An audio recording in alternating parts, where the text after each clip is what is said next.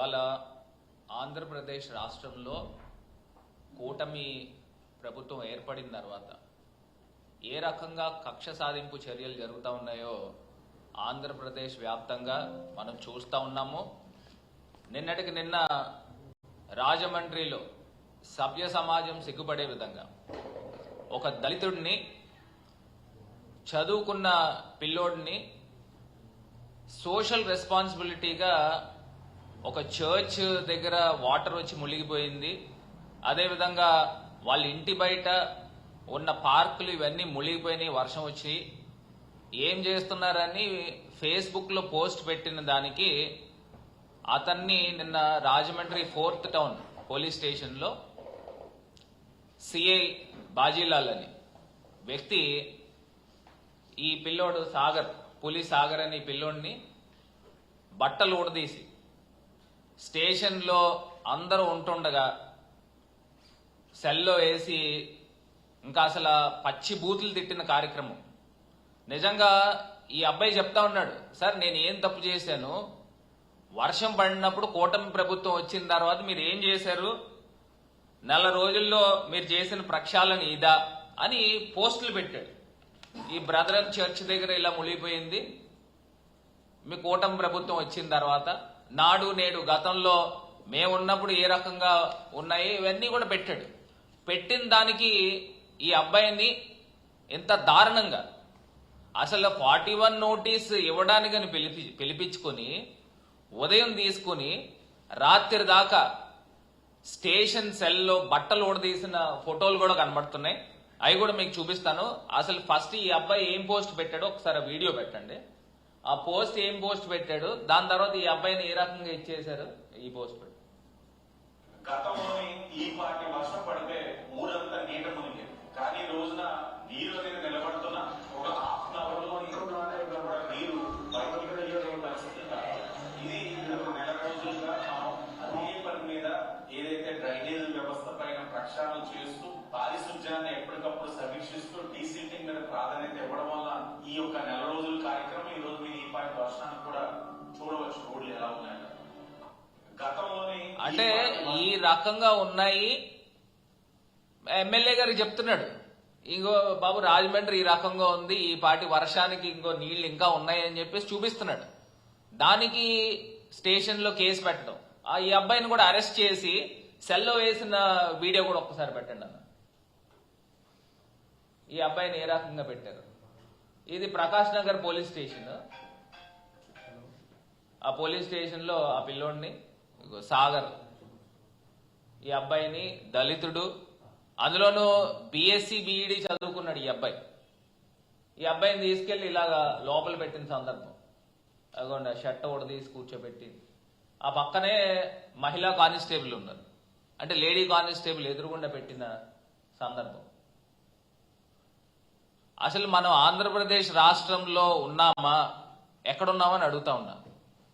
దీన్ని ఇంత తేలిగ్గా వదిలే సమస్య కాదు. ఇది ఒకటే విషయం అని కాదండి, ఇది ఒక ఉదాహరణ.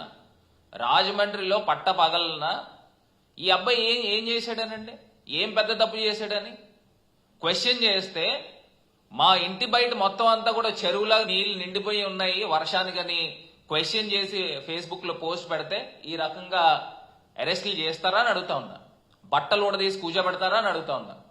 అసలు ఈ అబ్బాయికి ఏం జరిగింది, నిజంగా నాకు నిన్న రాత్రి వచ్చి చెప్తా ఉన్నాడు, నాకు చచ్చిపోవాలని ఉందన్నా, అంత దారుణంగా నన్ను హ్యూమిలియేట్ చేశారు, ఏ రకంగా మాటలు ఇతన్ని తిట్టారు, నిజంగా నేను కూడా మాట్లాడలేని అంశం, అంత దారుణంగా తిట్టారు. మరి ఈ అబ్బాయికి ఏం జరిగింది, ఈ సాగర్ అనే అబ్బాయికి, ఈ అబ్బాయి మాటల్లోనే విందాం. సాగర్ నువ్వు చెప్పమ్మా.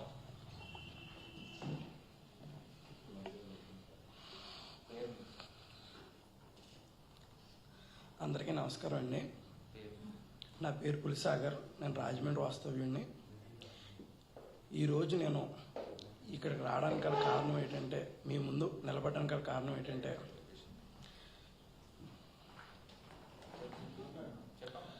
ఏంటంటే, నన్ను మొన్న 30వ తారీఖున ప్రకాష్ నగర్ నుంచి నాకు ఫోన్ వచ్చింది సార్. నేను సోషల్ మీడియాలో పోస్ట్ పెట్టాను, మా రాజమండ్రి ఎమ్మెల్యే గారు వాటర్ గురించి నెల రోజుల్లో ప్రక్షాళన చేశాను, ఒక వీడియో పెడితే అది చూసి నెల రోజుల ప్రక్షాళన అంటే ఇదేనండి నేను బ్రదర్ చర్చి దగ్గర అని, నెక్స్ట్ కృష్ణానగర్లో వాటర్ పెట్టి కొన్ని దిక్కున వాటర్ నిలిచిపోయింటే ఇదేనండి అని నేను ఒక పోస్ట్ పెట్టాను. ఆ పోస్ట్ పెట్టి కూడా చాలా రోజులు అవుతుంది.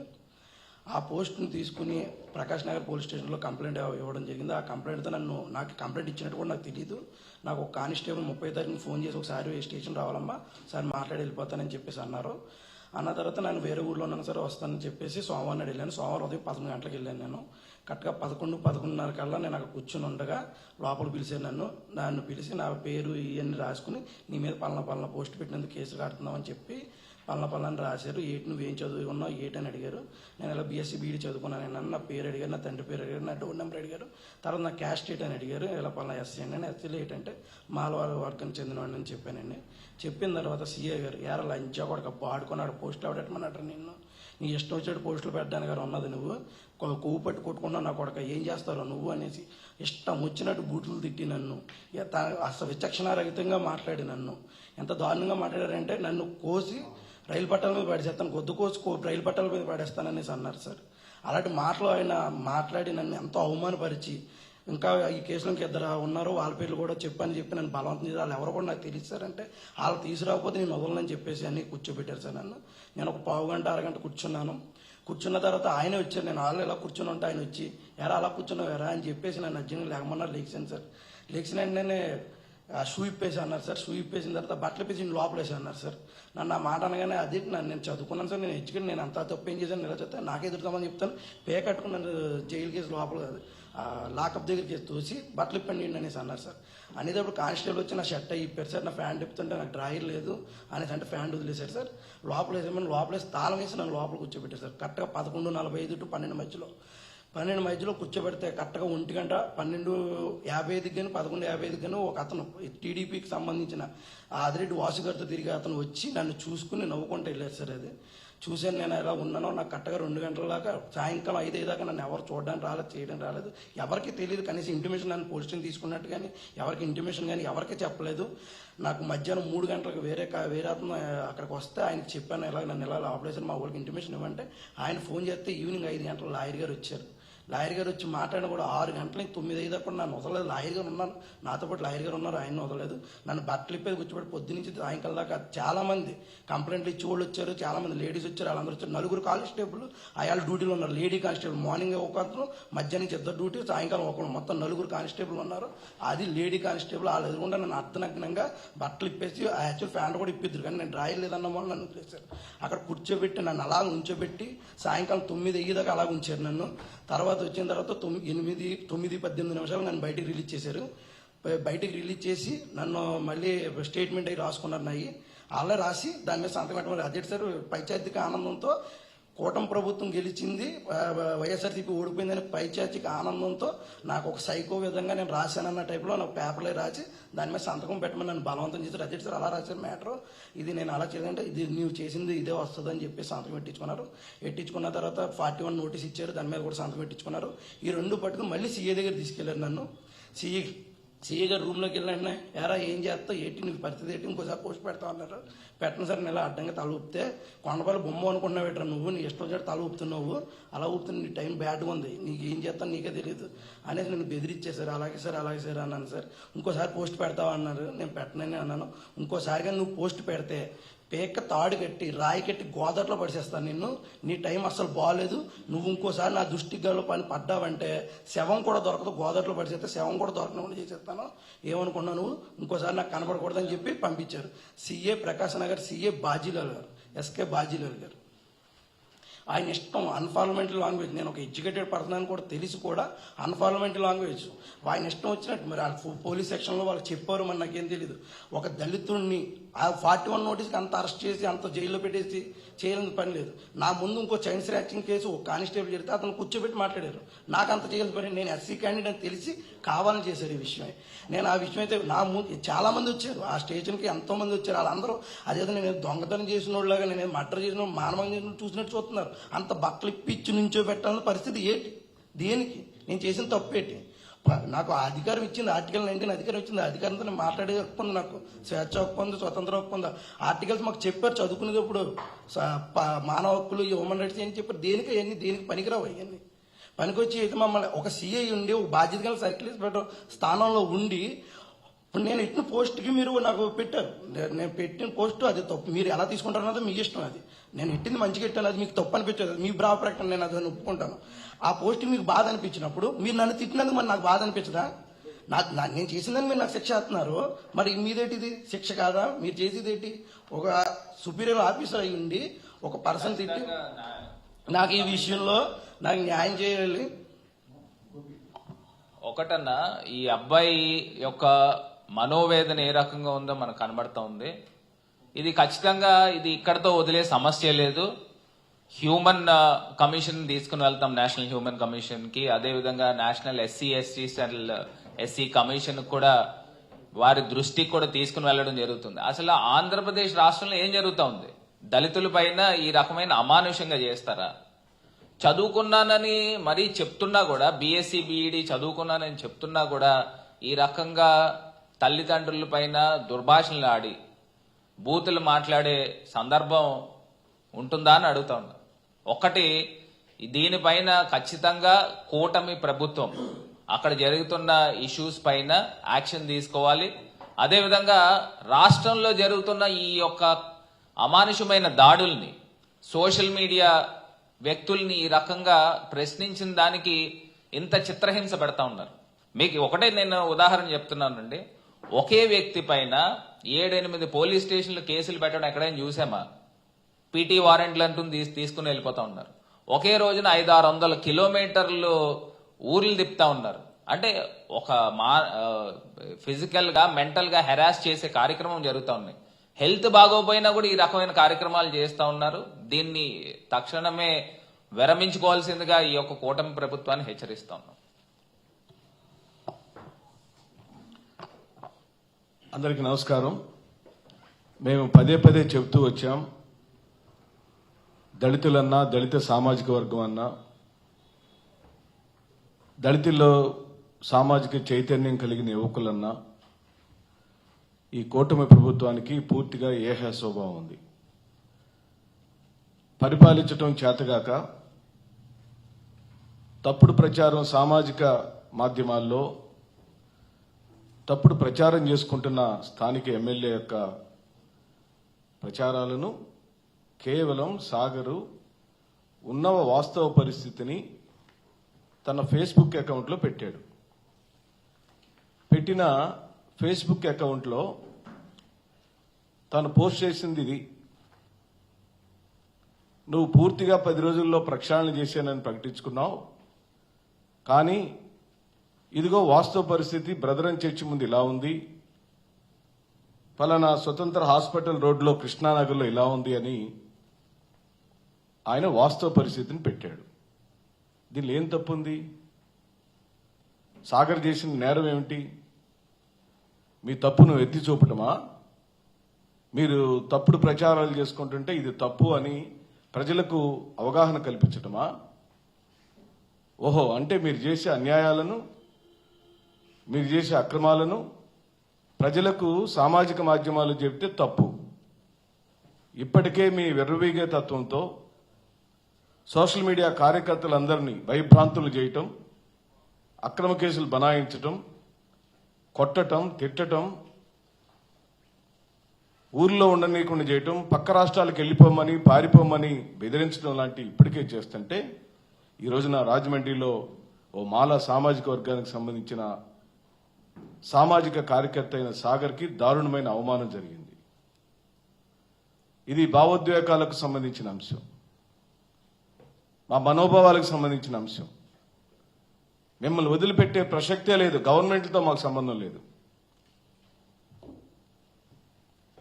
ప్రభుత్వ అధినేతల యొక్క వైఫల్యాలను ప్రశ్నించే గొంతులను ఇలా పోలీస్ స్టేషన్లో పెట్టి అవమానపరిచి, బట్టలుప్పు తీసి, మహిళా కానిస్టేబుల్ను కాపలాగా పెట్టి ఇంత దారుణమైన అవమానాలు చేసిన ఆ సిఐ మీద తప్పనిసరిగా చట్ట ప్రకారంగా జాతీయ ఎస్సీ ఎస్టీ కమిషన్కి కంప్లైంట్ ఇస్తాం. హ్యూమన్ రైట్స్ కమిషన్కు కంప్లైంట్ ఇస్తాం, ప్రభుత్వం డీజీపీకి కూడా కంప్లైంట్ ఇస్తాం.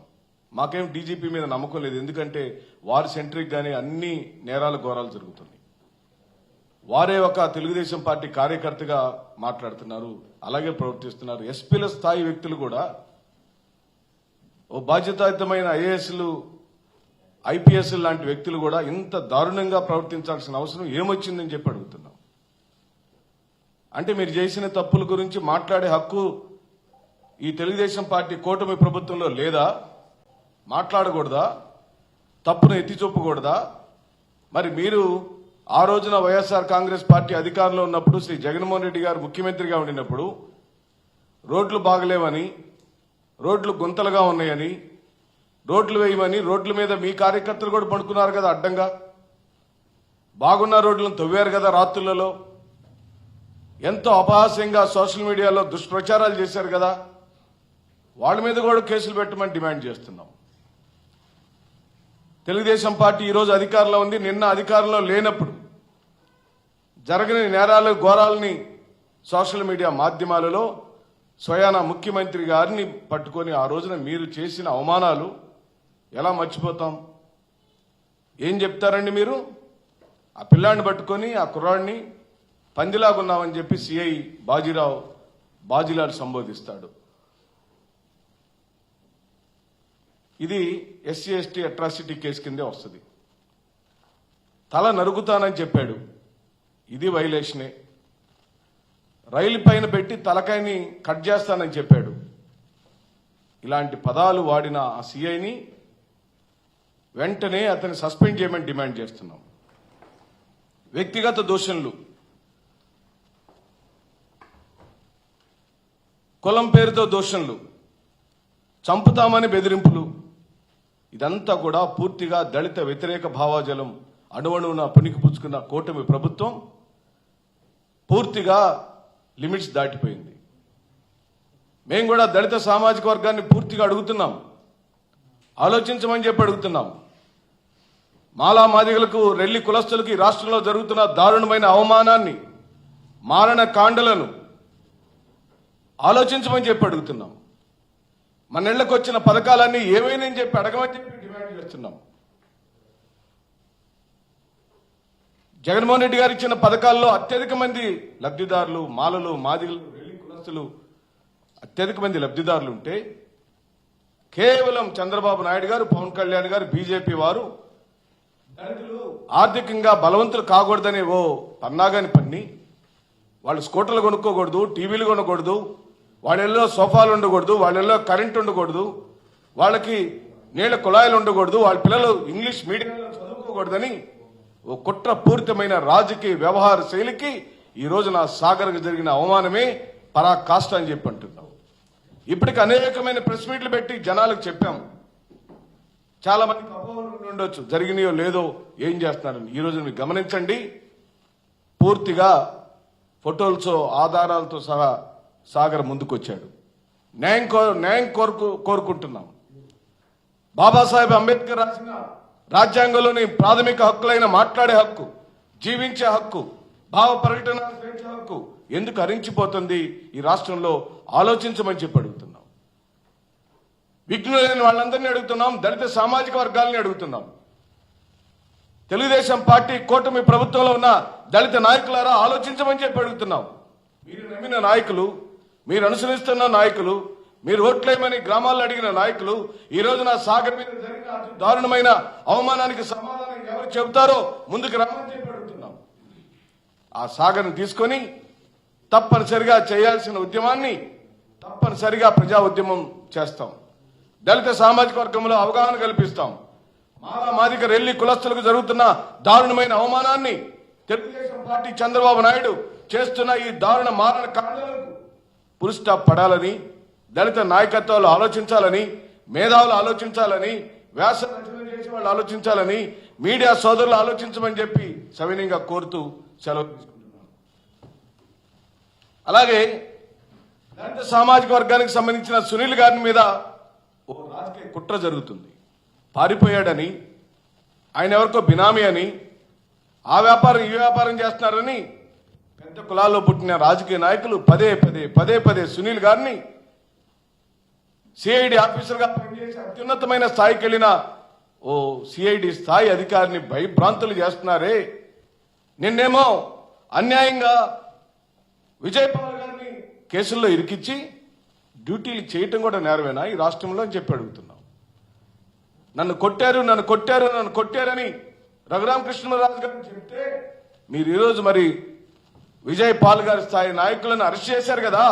ఇదిగో ఈ పిల్లాడి ఇప్పుడు వచ్చి పాల్ గారు ఏ సిఐ కొట్టాడని చెబుతున్నాడో, ఏ ఎమ్మెల్యే ఆ పిల్లగాడిని కొట్టించే దారుణమైన హింస చేశాడో ఆ ఎస్ఐని సిఐని అరెస్ట్ చేయాలి. స్థానిక ఎమ్మెల్యే మీద ఎస్సీ ఎస్టీ అట్రాసిటీ కేసు పెట్టాలి. సిఐ మీద కూడా ఎస్సీ ఎస్టీ అట్రాసిటీ కేసు పెట్టి తీరాలి. ఇది మా డిమాండ్ అని చెప్పి అంటున్నాం. మీరు కనుక ఈ పని చేయకపోతే మీరు పూర్తిగా దళిత వ్యతిరేక ప్రభుత్వం అని, మీరు దళిత వ్యతిరేకులని, మీకు మానవత్వం లేదని, కేవలం దళిత సామాజిక వర్గాలను ఓట్ బ్యాంక్ రాజకీయాలకి వాడుకుంటున్నారని మేము నమ్మాం. పూర్తిగా ప్రజలు కూడా నమ్మేటట్టు చేస్తామని మిమ్మల్ని మాత్రం వదిలిపెట్టే ప్రసక్తి లేదు. ఎందుకంటే బెజవాడ నడిబడ్డులో ఉన్న బాబాసాహెబ్ అంబేద్కర్ విగ్రహాన్ని ముట్టుకున్నారు. దానిపైన వైఎస్ జగన్మోహన్ రెడ్డి గారి యొక్క పేరు తొలగించడం పేరుతో మీరు బూట్ల కాళ్ళతో విగ్రహం మీదకి ఎక్కారు.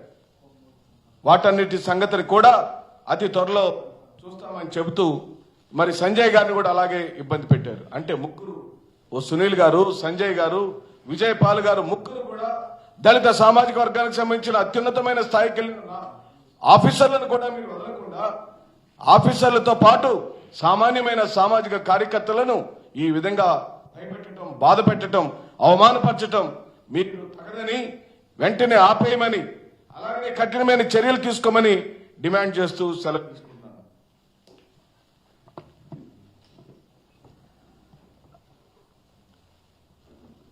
రాజమండ్రిలో ప్రశ్నించినందుకు పులి సాగర్పై దుర్భాషలాడి అసభ్యంగా తన యొక్క వ్యక్తిత్వాన్ని హననం చేసినటువంటి పోలీసు వారిపై చట్ట ప్రకారంగా చర్య తీసుకొని చెప్పి డిమాండ్ చేస్తా ఉన్నాం. ఈరోజు ఆంధ్రప్రదేశ్లో 6 నెలల కాలంలో వాళ్ళు ఇచ్చినటువంటి సూపర్ 6 అమలు చేయడంలో విఫలమై ఏదైతే వాళ్ళు పెట్టుకున్నటువంటి, వాళ్ళు పేర్చుకున్నటువంటి రెడ్ బుక్ రాజ్యాంగాన్ని తూసా తప్ప అమలు చేసినటువంటి చర్యల్లో భాగంగానే ఈరోజు ఆంధ్రప్రదేశ్లో దళితుల మీద అత్యాచారాలు, దాడులు పెరిగిపోయిన సాక్ష్యమే పులి సాగర్ సంఘటన మేము చెబుతా ఉన్నాం. ఈరోజు ప్రశ్నించటమే నేరంగా ఉన్నటువంటి సమాజంలో మా కళ్ళ ముందున్నటువంటి విషయాన్ని తెలియజేయటమే నేరమైతే ఈరోజు పత్రికలు కూడా బ్యాన్ చేసినటువంటి అవసరం చెప్పి సందర్భంగా తెలియజేస్తా ఉన్నాం. ఈరోజు పేపర్లు చూస్తే వాళ్ళు కూడా కొన్ని సందర్భాల్లో ఈనాడు జ్యోతి పేపర్లు కూడా చదువుతా ఉన్నాయి కదా, బియ్యం పక్కదారి బట్టి పోతాయి అని చెప్పేసి, ఇసుక మాఫియా జరుగుతుందని చెప్పేసి ఈరోజు పేపర్ చేయండి, ఈరోజు పేపర్ తీయండి. సాక్షి, ఈనాడు, జ్యోతి పేపర్లు, జిల్లా పేపర్లు తీసుకుంటా ఉంటే మరి వాళ్ళ మీదకి యాక్షన్ తీసుకొని చెప్పి అడుగుతా ఉన్నాం. ఎవరు కళల్లో ఆనందం చూడటం కోసం, తెలుగుదేశం పార్టీ వాళ్ళ యొక్క కళల్లో ఆనందం చూడటం కోసం ఈ కూటమి ప్రభుత్వం చేసినటువంటి వైఫల్యాన్ని ప్రశ్నించేందుకు పోలీసు వ్యవస్థ మొత్తం కూడా చట్టాన్ని కాపాడటంలో, చట్టాలను అమలు చేయటంలో, చట్టాన్ని రక్షించడంలో పూర్తి విఫలమైపోయి ప్రశ్నించే గొంతుల మీద కాలు పెట్టి నొక్కే పరిస్థితి కనపడుతున్నటువంటి నేపథ్యంలోనే ఈరోజు పులిసాగర్ మీద దాడి సంఘటన మేము చెబుతా ఉన్నాం. నిన్న చూస్తే సజ్జల భార్గవ రెడ్డి గారు ఎక్కడున్నారో చెప్పండి అని చెప్పేసి వాళ్ళ డ్రైవరు, గతంలో పనిచేసినటువంటి డ్రైవరు, ఒక యాదవ్ సమాజం చెందినటువంటి అతన్ని పోలీసులు తెచ్చి కొట్టి చిత్రహింసలు పెట్టినటువంటి పరిస్థితి నిన్నగాక మనం చూసాం. నిన్న సాగర్ విషయం చూస్తా ఉన్నాం. పోతా ఉంటే ఇట్లా జరుగుతూ ఉంటే అంటే ఈ ప్రభుత్వ ఉద్దేశం ఏదైతే గతంలో చంద్రబాబు నాయుడు గారు అన్నట్టు ఎవరైనా దళితులు పుడతారని కోరుకున్నటువంటి చెప్పిన మాటలు, మీకెందుకురా చదువులు అని చెప్పేటువంటి అన్న మాటలు, దళితులంటే శుభ్రంగా ఉండనటువంటి మాటలు అది తూసా తప్పక అమలు చేస్తున్న దానికి సాక్ష్యం ఈరోజు ఆంధ్రప్రదేశ్లో దళితుల మీద దారుణ మారణ కాండ చెప్పిన సందర్భం తెలియజేస్తా ఉన్నాం. ఈ సందర్భంగా దళిత సమాజాన్ని, దళిత నాయకత్వాన్ని మేము విజ్ఞప్తి చేస్తా ఉన్నాం. డాక్టర్ బిఆర్ అంబేద్కర్ ఒక మాట అంటారు, ఆత్మగౌరవులైనటువంటి మనుషులు సచ్చిన జంతువుతో సమానం అని చెప్పేసి. ఈరోజు ఆంధ్రప్రదేశ్లో దళితుల యొక్క ఆత్మగౌరవం మంట కలిపి కొడుతూ చంపుతూ ఉన్నటువంటి పరిస్థితుల మధ్య ఆంధ్రప్రదేశ్ వంటి దళితులు, మాలా, మాదిగ, రెల్లి కులాల వాళ్ళు మొత్తం కూడా ఆత్మగౌరవంతో ఆలోచించేటువంటి అవసరం ఈరోజు మన ముందుకు వచ్చింది. అడుగుతున్నాం, ఇందాక మన సుధర్బాబు చెప్పినట్టు ఈ ప్రభుత్వం వచ్చినాక కేవలం ఎస్సీల మీదే, దళిత అధికారులు కావచ్చు, దళితుల మీద కావచ్చు, దళిత మహిళల మీద కావచ్చు, మొత్తం ఈ 6 నెలలు మొత్తం కూడా క్రైమ్ డేటా తీస్తే వీళ్ల మీదే దాడులు జరుగుతున్నటువంటి దాని సాక్ష్యం. ఇటీవల కర్నూలు జిల్లాలో గోవిందం అంటే ఒక మహిళని ట్రాక్టర్ గుద్ది చంపితే దిక్కులేని పరిస్థితి. ఇటీవల బాపట్ల జిల్లా అద్దెంకి నియోజకవర్గంలో తాళ్ళూరు సీనియటువంటి ఒక అతను నన్ను ఉన్నటువంటి తెలుగు పార్టీ కార్యకర్తలు నా భూమిని లాక్కుని వేధింపులు గురి చేస్తామంటే స్వయాన ఆ రాష్ట్ర మంత్రి, అక్కడ ఉన్నటువంటి స్థానిక ఎమ్మెల్యే మంత్రి అటువంటి వాళ్ళ కొమ్ముగాసు నేపథ్యంలో అధికారులు మొత్తం కూడా అగ్రకులస్తులకి, అక్కడ ఉన్నటువంటి రైతులకి, అక్కడ ఉన్నటువంటి భూస్వాములకి ఒత్తాసుపత్రుల నేపథ్యంలో ఇక నాకు దిక్కులని చెప్పేసి ముందు దాగి చచ్చిపోయినటువంటి సంఘటన ఈ మధ్యకాలం మనం చూస్తా ఉన్నాం. ఇట్లా చెప్పుకుంటా పోతా ఉంటే అంటే ఈ రాష్ట్రంలో దళితులు బ్రతకాలి లేదా అర్థం పరిస్థితి కనపడతా ఉంది. దళితులకు రక్షణ లేదు, దళిత ఉద్యోగులకు రక్షణ లేదు. ప్రశ్నటువంటి మా వాడల్లోకి, మా కాలనీల్లోకి, మా ఇళ్లలోకి నీళ్ళు వస్తాయి, మురుగులు వస్తాయి చెప్పటమే నేరం అయితే నేను అడుగుతా ఉన్నాను, ప్రశ్నించడం కోసమే పార్టీ పెట్టిన పవన్ కళ్యాణ్ గారు ఎక్కడున్నారని చెప్పి అడుగుతా ఉన్నా. ఈ రాష్ట్రంలో ఏదైతే డాక్టర్ బిఆర్ అంబేద్కర్ గారి మాకు ఇచ్చినటువంటి స్ఫూర్తితో చదువుకొని మాకు అన్యాయం జరుగుతుందని చెప్పి ప్రశ్నించడం నేరం అయితే ప్రశ్నించే గొంతులు నొక్కి వేస్తే ఎన్నాళ్ళు మీరు నొక్కేస్తారని చెప్పి మనం అడుగుతా ఉన్నాం. త్వరలోనే బుద్ధి చెప్పేటువంటి రోజులు ఎన్డీఏ కూటమి ఉందని చెప్పి సందర్భంగా తెలియజేస్తూ ఏదైతే పులి సాగర్ విషయంలో వైఎస్ఆర్ కాంగ్రెస్ పార్టీ తరఫున మా పెద్దలు చెప్పినట్టు ఖచ్చితంగా నేషనల్ ఎస్సీ కమిషన్కి, మానవ హక్కుల సంఘానికి ఫిర్యాదు చేస్తాం. రాబోయే రోజుల్లో మా పార్టీ అధినేత సూచన మేరకు ఖచ్చితంగా దళితుల ఆత్మగౌరవాన్ని కాపాడటం కోసం ఏదైతే ఎన్డీఏ కూటమి పాలనలో దళితుల యొక్క ఆత్మగౌరవం, దళితులు ఏదైతే అత్యాచారాలు గురవుతున్నారో ఖచ్చితంగా ఒక ప్రజా ఉద్యమంలోకి ముందుకెళ్తామని చెప్పి తెలియజేస్తా ఉన్నాం.